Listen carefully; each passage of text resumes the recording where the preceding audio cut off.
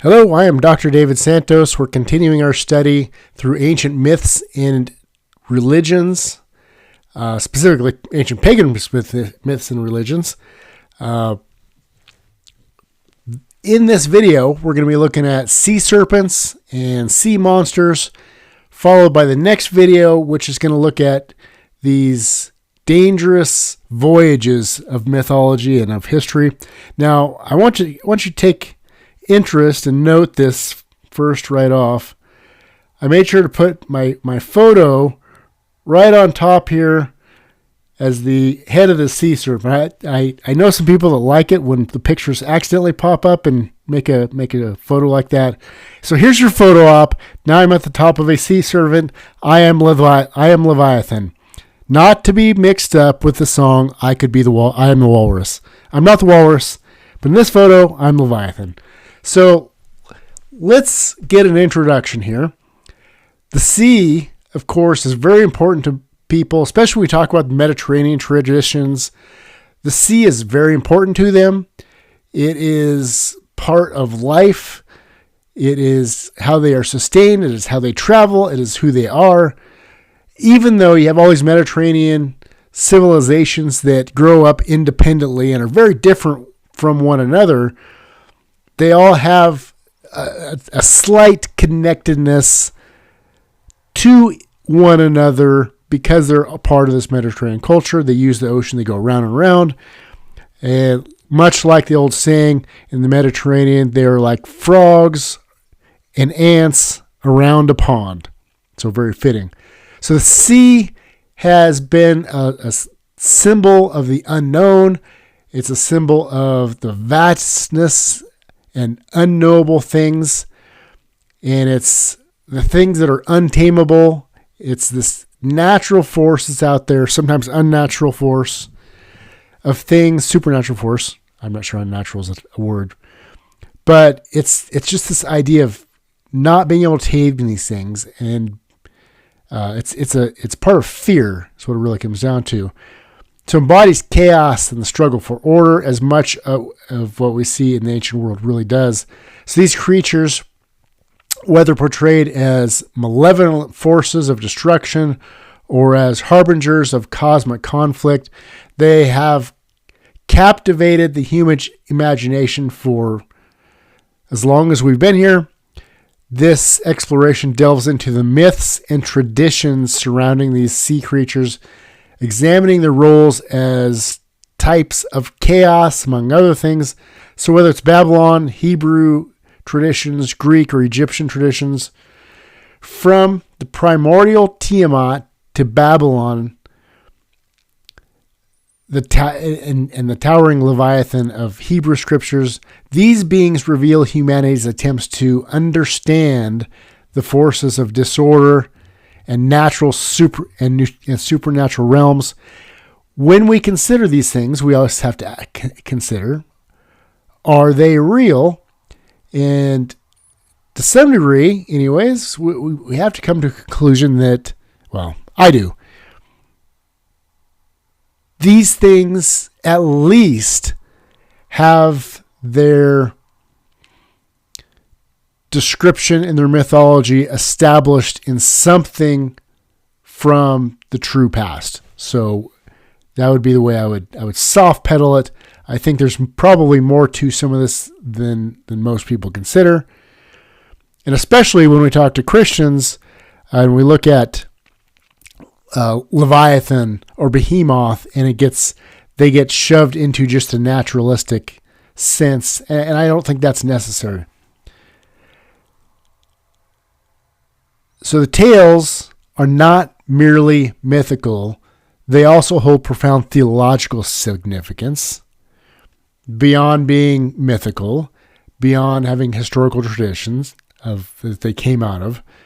They have meaning. Sometimes they're put in a place for a theological purpose. So within that, in the Hebrew Bible, there's a subjugation of these creatures that becomes a testament to the sovereignty of the Creator over the forces of chaos and evil. And it's more than that. It's really the creator over all of creation, especially when we look at the end of the book of Job, and God makes those declarations to Job. And we'll get into those in future videos. But for here, we can just simply say that God declares himself to be over all those things. So by tracing these connections, this study will illuminate the culture and theological implications of sea serpents and the deep sea monsters, offering a deeper understanding of their enduring resonance in both ancient thought and biblical tradition. And we're definitely going to explore ideas of them simply being real. So let's move to this next section. And I'll give you just this brief understanding of the tale of Labu, the chaos dragon, and the world being a trembling place, veiled in shadow. And it's from the depths that the restless waters, this great roar echoes across the cosmos and announces the rise of Labu, who is the chaos dragon.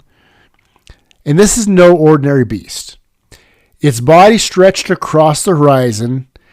It's this huge unbroken wave. Its eyes burned with this fury older than time, and its massive coils churned the waters into this maelstrom of destruction. And Labu emerged from the primordial seas.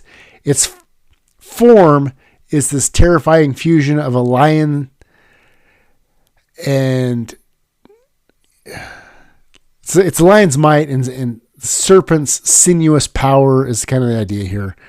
The presence, it heralds problems, calamities. Rivers overflowed, crops withered when it shows up, the sky is darkened under the shadows of its immense wings, and this dragon is it is chaos. The challenge to the gods is that they need to get rid of this beast, and they were sort of witnessing the havoc that Labu unleashes. And Labu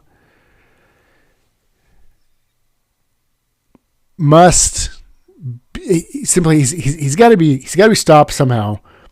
So among them, they can't really figure out how to deal with Labu.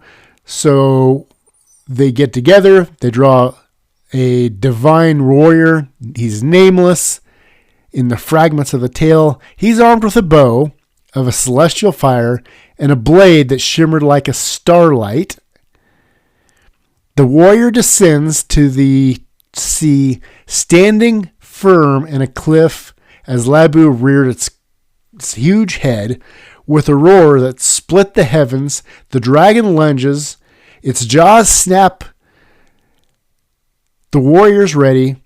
With a single arrow, it pierces the heart of Labu, and the beast let out this final earth-shaking cry before collapsing in the sea. The water stilled, the skies cleared, and the earth breathed a sigh of relief, and Labu's been destroyed. And legends say that the gods crafted a new harmony from the world. The dragon's death was not merely an end, it was a transformation, a reordering of chaos into something greater. So the context here is the story of Labu though less well known than that of Tiamat, echoes the same themes as chaos and cosmic struggle. The myth, preserved in fragments in Akkadian text, reflects the Babylonian worldview that the universe itself was born of conflict and resolution, and heroes and demons, to tell you the truth as well. So Labu is this quintessential symbol of unchecked power. Its actions a metaphor for floods, storms, and other forces. And it's for the ancient people it's partly telling the story of how do we think about the world when bad things happen, when we have flood storms, when the crops don't grow. Who do we blame this on? And the hero's triumph underscores the belief that divine intervention is necessary to preserve life and order in the world. So another one of these important stories that tell us how the ancient people were thinking, how they're using mythology, and drawing on cultural memories of the past in order to understand their own present. Okay, so that's the story of the Dragon of Labu. There's a few others that we can look at.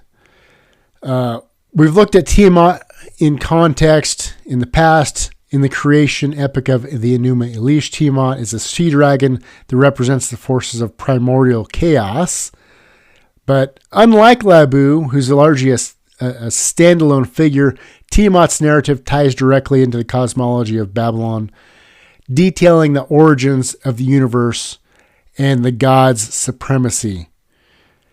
She summons an army of serpentine creatures, including scorpion men, lion dragons, and these other monstrous hybrids to aid her in battle against the younger gods, which tells you about the mythology in general. They had these ideas of these conglomerations of beings. So that's very old, comes about very early in the ancient literature.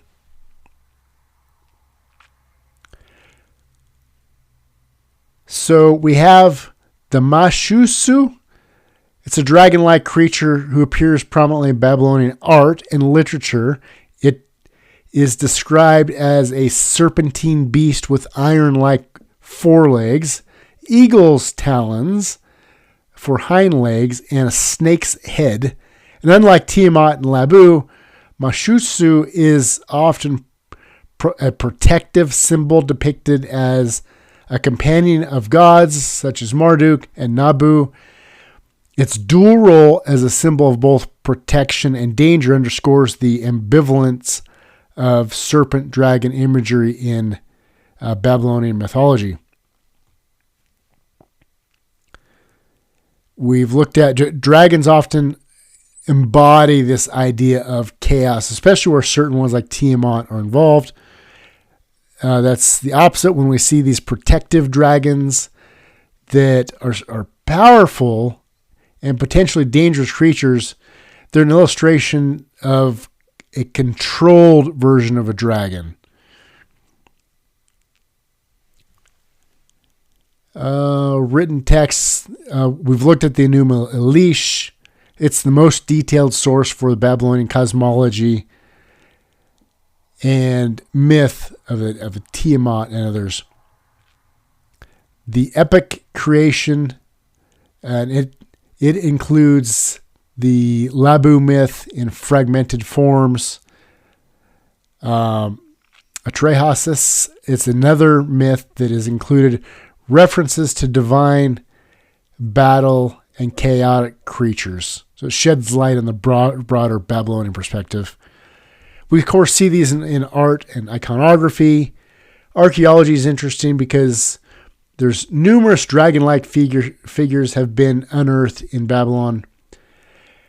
And just they liked this imagery. So the Babylonian mythology provides this rich tapestry of a dragon and a serpent imagery, reflecting deep cultural preoccupation with chaos, order, divine power.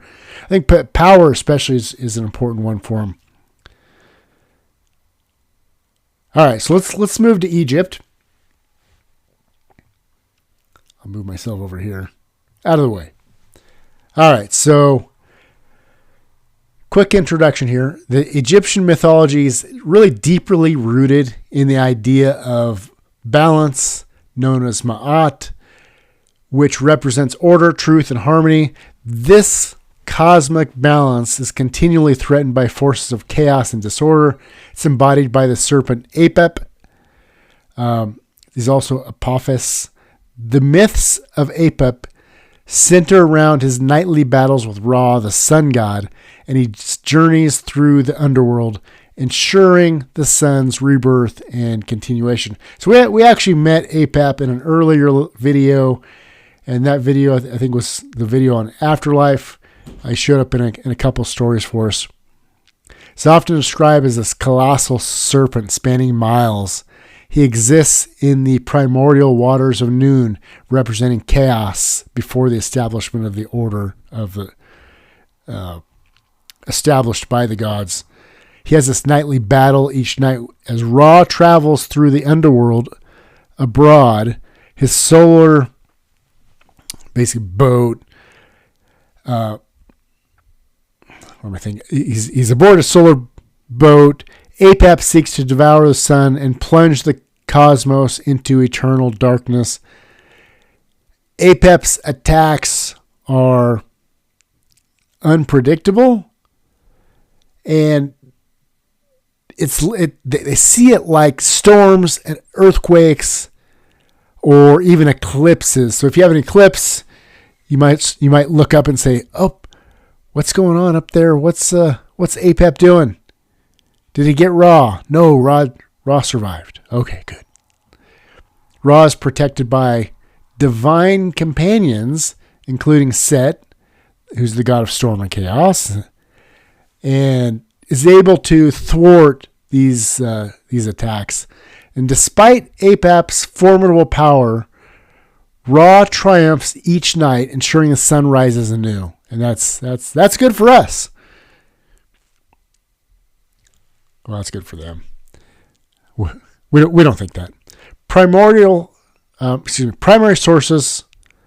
The Book of the Dead, spells 7 and 39 detail Apep's attempts to disrupt the sun's journey and the god's effort to thwart him. By the way, if you pick up the Book of the Dead and you open it up and you begin to read, don't read the book out loud. You never know what those things will do.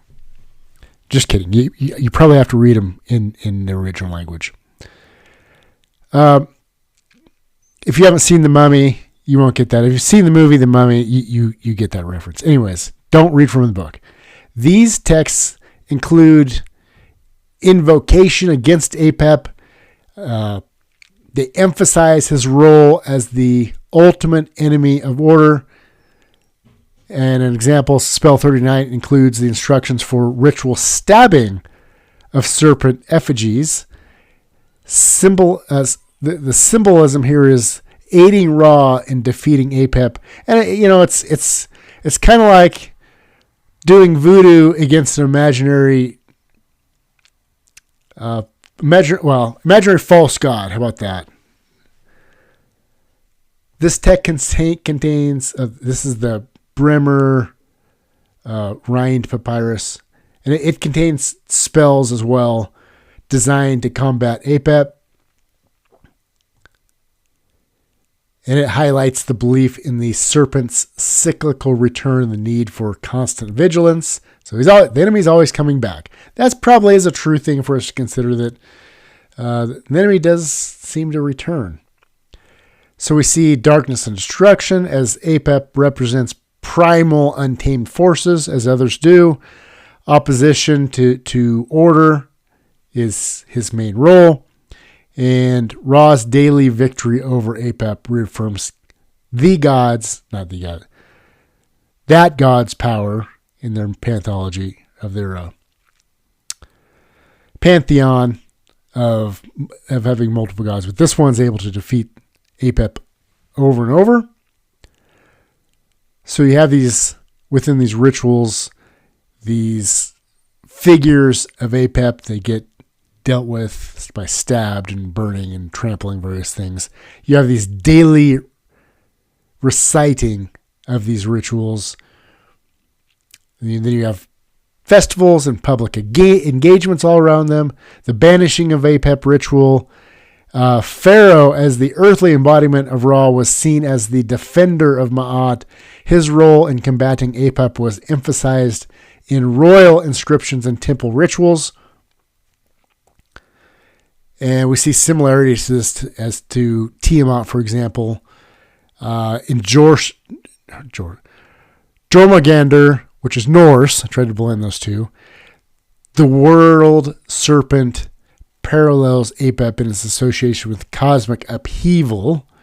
Then Leviathan is described in Job and Psalms, representing chaos, subdued by God.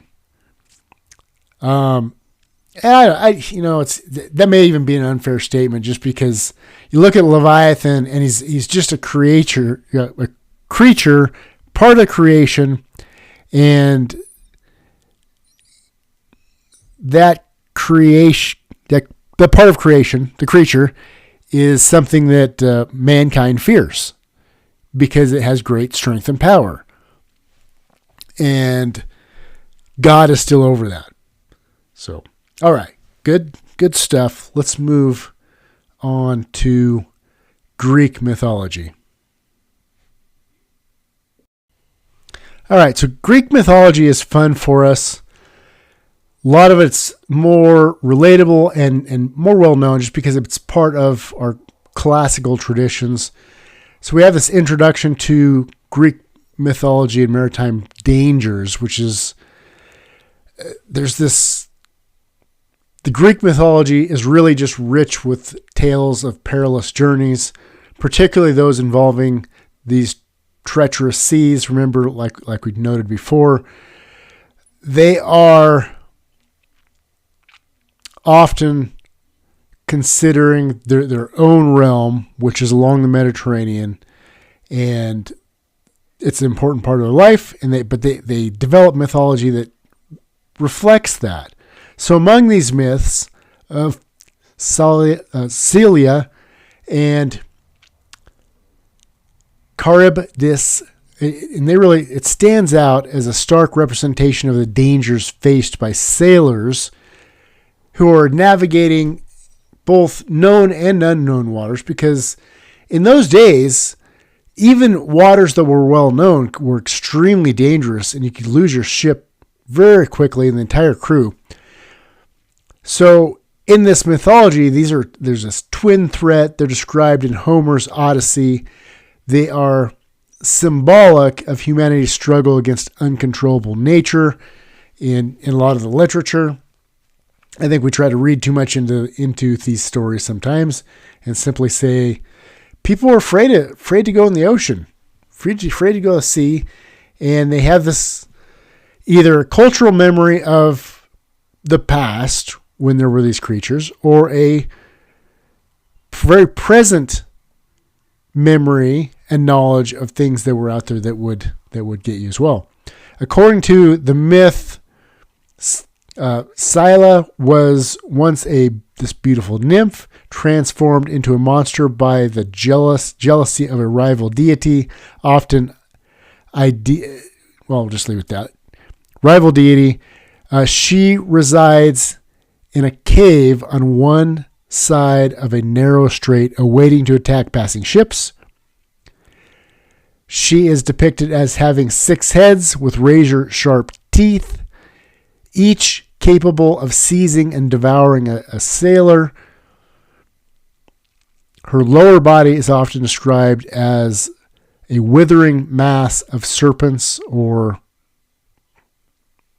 some other kind of form, maybe sometimes a canine form. In the Odyssey, Odysseus encounters her while navigating a strait between her cave and her cohort Charybdis.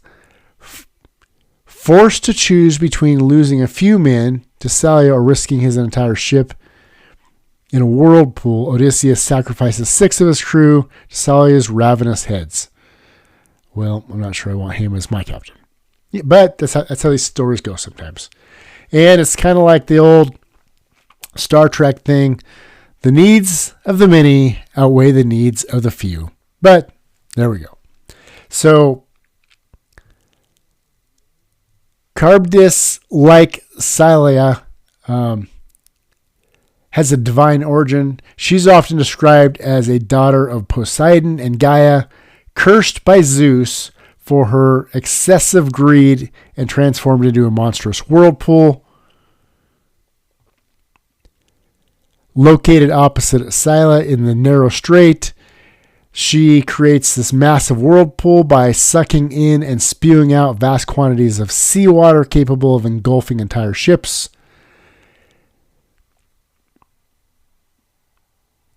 So plays an important part in Odysseus' travels home. We'll get to Odysseus later, and then we'll put the rest of that together.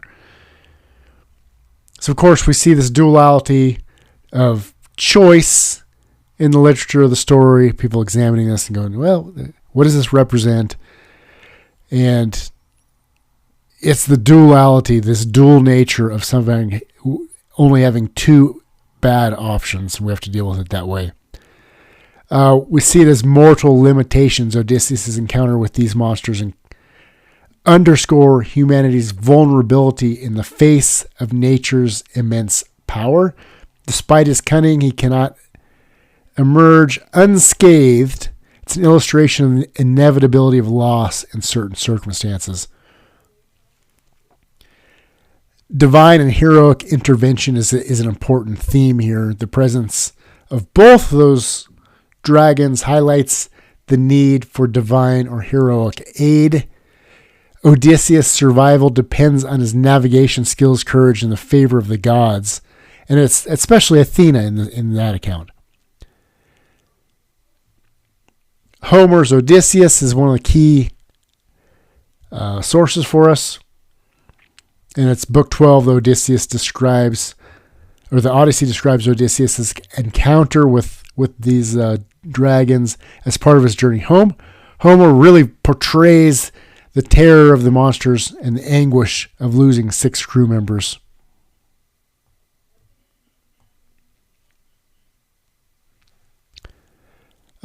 Virgil, the Aeneid in book 3, also has a crew encounter the same strait. So this is something that sticks around within Greek mythology for a while. It shows up in art and pottery and in moral lessons, and they have these sort of cultural reflections regarding this story and teach the ideas of morality and critical thinking.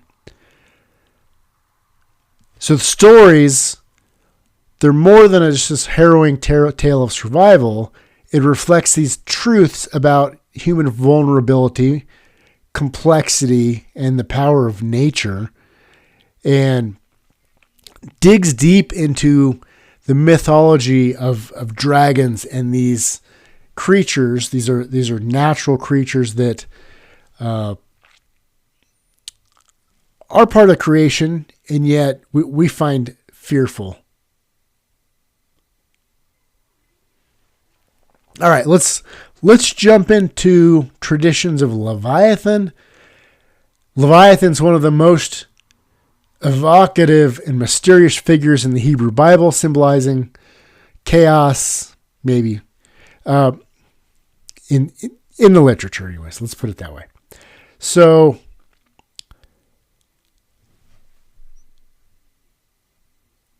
key passages for Leviathan: Psalms 74:14, you crushed the heads of Leviathan. You gave it as a food for the creatures of the wilderness. It celebrates God's undeniable acts of power. And in this case, if you read some of the Christian literature, you'll look at folks that see Leviathan either as Satan or a picture of Satan. You know, it's mixed in there. But seeing the enemy of the world, the deceiver, the dragon, like in Revelation, being cast down and having his head crushed. And we see that all the way back in Genesis 3:15, of course, when God declares that Satan's head would be crushed and Messiah's heel would be bitten, but that's it. So we see that as the proto-evangelium, the first gospel. Psalm 104:26, there go the ships and Leviathan, which you formed to frolic there. Leviathan is depicted not as an adversary, but as a creature under God's control, emphasizing the creature's mastery over even the most fearsome aspects of creation. Think about that. Compare the two, where one is certainly seems, let's put it this way, it seems likely that it's being used to portray Satan and Satan's final destruction. Which hasn't happened yet, by the way, guys. He's still roaming the earth, deceiving the world. I'm sorry, some folks don't see it that way, but he is. Hopefully we'll get into that in a future lecture. I have great notes on that, so we'll do that. Most detailed descriptions of Leviathan appear in Job, where God challenges Job's understanding of the natural world and divine power. Leviathan is depicted as an awe-inspiring creature. Its scales are impenetrable. In 41:15 through 17, it breathes fire and smoke, likened to a dragon. Well, maybe not likened to a dragon, maybe it is a dragon. 41:19 through 21, its untamable nature highlights human limitations. Job 41:8 through 10. Isaiah 27:1, in that day the Lord will punish Leviathan, the fleeing serpent, Leviathan, the coiling serpent. He will slay the monster of the sea. It's an eschatological passage. And again, it's tying God in this final judgment of Satan, tying these two things together.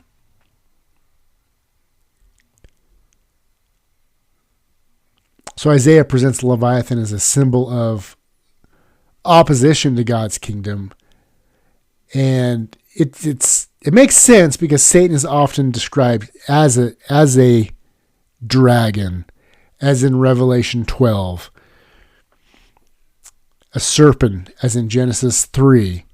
So all of this imagery should really start to make sense, and especially when we consider all of the serpent worship around the world after the flood, after the Tower of Babel. People scout around, and what do you see everywhere? A serpent worship, which I think equates specifically to satanic worship. We can tie some of these things to the Baal cycle. In Ugaritic text, Lotan is a multi-headed sea serpent defeated by Baal, the storm god. The similarities between Rotan and Leviathan suggest a shared cultural motif. So, in other words, someone saw the story, took it back home, and over the years it gets highlighted and changed. Or more likely, you had a similar kind of story, and then you syncretize it with a new account that comes about. We can see connections to Tiamat. Tiamat, the primordial chaos dragon, is defeated by Marduk, who used her body to create the heavens and the earth. Both Tiamat and Leviathan reflect the concept of creation emerging from subjugation of chaos. So again, we're talking about historical literature, study of mythology. As we cut across cultures, Near Eastern symbolism is important. Dragons and serpentine creatures symbolize chaos and destruction. And therefore, you have rituals and interpretations that abound about that. So when you look at Hebrew traditions going out of the Bible and getting into Second Temple literature, for example, Leviathan appears in the apocalyptic texts such as First Enoch and Fourth Ezra, where it is portrayed as a creature of the deep reserved for the end times. For those of you getting excited right now, we will look at the book of Enoch in a future video. I just want to remind you, I'm not suggesting here it is on par with Scripture. It is not. It is not inspired. It is, the way I like to talk about Enoch is it's historical literature. They're basically taking their mythology, mixing it with their history, and coming up with an account. It's interesting, and I think there's important stuff to consider to help us understand the past and some of these traditions. What we'll see from the book of Enoch is that it actually does help us understand the way the Hebrew people understood Scripture, and then what they thought about it. And then the rest of it is just a dressing up. You're putting lipstick on a pig kind of a thing. You're making it look nice, or you're making a fun, interesting story. But it has some interesting stuff to it. So, Christian interpretations, Leviathan is a symbol of Satan. Then we have eschatological victory, according to Revelation 12 and Revelation 20. So in conclusion of this section, Leviathan, his appearance in the Hebrew Bible and its parallels in ancient Near East mythology illustrate the universal struggle and a fear of the unknown and these great powers that seem to be these supernatural powers that man cannot deal with. I think it's more than just chaos. It is an understanding of the world if you are an ancient person in a way that we today no longer understand it. Those things have been lost. We think that we're smarter than everyone else, and yet we aren't. We've lost something. So let's move into just a topic, Tannin in mythology. So when we look at specific passages in the Bible, Tannin is the word that's used. The term Tannin appears in both biblical and ancient Near Eastern texts, often associated with serpentine or dragon-like creatures, symbolizing chaos, opposition to divine order. Tannin is most often depicted as a six-headed dragon. You like my illustration there? Just for fun, I'll move myself on top of the dragon because I know people like that. I'll put myself over here on this top of this one. How about that one? There we go. For those who don't know, this is a joke for someone specifically. And apparently I like to perpetuate these kinds of things. Send me a screenshot of my face on top of one of these mythological creatures. I forget which one it was, but hilarious. So the Tannin, it's a six-headed dragon. It's associated with chaos and struggle and all these things. It's a significant figure within the broader context of ancient mythology, and it embodies cosmic disorder and rebellion specifically. And when we think about dragons, we should definitely think about rebellion. Unless you're talking about How to Train Your Dragon. That dragon was not rebellious. The books are better than the movies, though, but they're totally different. Here's some details. Tannin in the biblical text, a reference in Scripture, Genesis 1:21. So God created the great sea creatures, uses Tannin there, and every living creature that moves. They're portrayed as part of God's creation, highlighting God's control over even the most fearsome creatures, contrasted with other ancient myths where such beings are chaotic. Exodus 7:9-12. Tannin is the term used for the serpent that Aaron's staff becomes during the confrontation with Pharaoh's magicians. This implies a transformation into a symbol of divine power.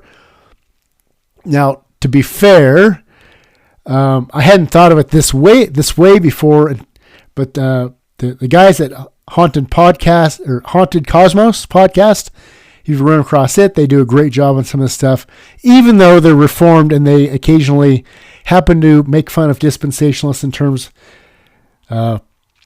Said one time, "This isn't your grandpa's dispensationalism." Well, I guess to be fair, I did recently become a grandpa, and I am a classical dispensationalist, so there we go. But since I have like 12 views and I just do my lectures, I won't make fun of them too much. But if they ever should hear this, hey guys. So it would be, think of it this way. Here, Aaron throws down this rod, and the rod becomes a Tannin from mythology, which is this six-headed dragon, just to demonstrate God's power over the puny little serpents that the Egyptians made. I like the idea. I think it's pretty cool. I like how the Haunted Cosmos guys called this the first wizarding battle recorded. If you're a Harry Potter person, that's you get it. If you're not, and you hate that sort of thing, I understand. But anyways, it's these two guys going back and forth. Who has the more power? And of course, the servants of God do. So Isaiah 27:1, in that day the Lord will punish with his sword Leviathan, the gliding serpent Leviathan, the coiling serpent. He will slay the monster Tannin of the sea. So Tannin associated with Leviathan, emphasizing its role as an opponent of divine order. So in the biblical literature, not always the six-headed dragon that we see outside of in other mythology. We see the Tannanite in ancient Near Eastern mythology, Canaanite and Ugaritic parallels. In Ugaritic mythology, it's closer related to Tannin. Appears that the Tunanu appears in the Baal cycle, a series of texts that describes Baal's battle to establish cosmic order. It's a multi-headed sea serpent, similar to Leviathan and Lotan, subdued by Baal as part of his struggle against Yam, the sea deity.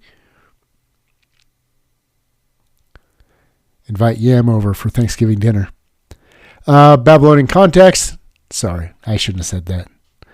But anyways, the Babylonian Enuma Elish describes the battle between Marduk and Tiamat, where Tiamat is a chaos dragon defeated to establish order, though not explicitly named as Tannin. There's this thematic similarity of a serpent-like creature symbolizing chaos coming against those people. Egyptian comparison. The Egyptian mythology in Apep is a serpent of chaos that battles Ra, while not directly connected again to Tannin. It's this typology of serpentine adversaries that are threatening divine order. Remember, all of these cultures have lost the true nature of what divine order really is. They've lost who God is, and they've made their own gods. So you wouldn't expect them to have this pure biblical worldview understanding of these things.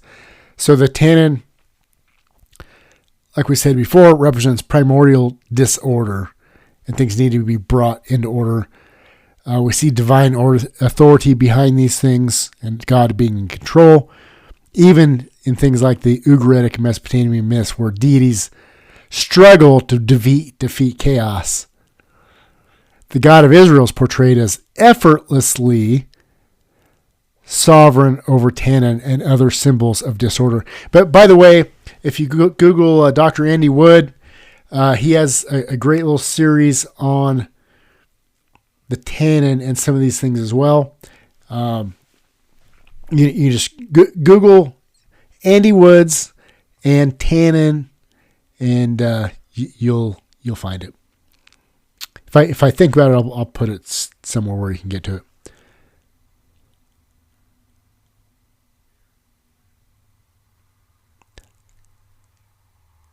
So, misconceptions. Just 2 points here. While Tannin and Leviathan are related symbols of chaos, they are distinct creatures in certain texts. Leviathan often has more defined eschatological roles, while Tannin appears in both creation and judgment contexts. Some modern interpretations mischaracterize Tannin as purely a mythical dragon, neglecting its symbolic roles. Now that I'm considering this, I think it might be the other way around. Symbolic roles are easy, but to actually consider, there is a dragon. These things were real and are real if they're around, and it should be considered that way. So Tannin serves as a powerful symbol of chaos in both biblical and ancient Near East mythology. The creature's consistent association with the sea and its opposition to divine order reflect shared cultural concerns about forces of nature and the supernatural in the cosmos. The biblical portrayal of Tannan differs significantly in its theological emphasis on God's unparalleled sovereignty by placing Tannan under God's control. The Bible redefines the chaos serpent motif, transforming it from a formidable adversary into a testament to divine power and authority. This perspective offers profound insight into the unique worldview of the Hebrew Scriptures, where even the most fearsome forces of disorder ultimately serve the purpose of the Creator. Biblical themes. We're coming to an end. This is our final slide. The Bible repeatedly emphasizes God's absolute sovereignty over chaos, often symbolized by the sea and its untamable creatures like the Leviathan. Whether it's from Genesis all the way to Revelation, God is depicted as the supreme ruler over both the natural and supernatural realms, subduing forces that would otherwise threaten his divine order, which is what happens in these pagan pantheons. This theme reflects not only his role as creator and redeemer, but also his power to sustain creation and ultimately restore order in the face of chaos. The motif of chaos and divine victory over its recurring biblical narratives that reassure believers of God's ultimate authority over every dimension of existence. The Bible portrays God as the ultimate authority over the forces of the cosmos that he created. We see that in places like Genesis 1, 6 through 10. The act of creation begins with God setting boundaries for the waters. The waters often are a symbol of chaos in the ancient Near East, and yet doesn't have to be the case when we look at the biblical narratives. We see Jesus calming the waters, putting an end to the storm. And we see that in Jonah, the book of Jonah as well. Get it? Psalm 104, 25 to 26. This passage reflects God's creative authority, presenting Leviathan as a creature fashioned by God, existing within his divine order. Job 38, 8 through 11. God directly addresses the power of the seas, demonstrating his control over the waters.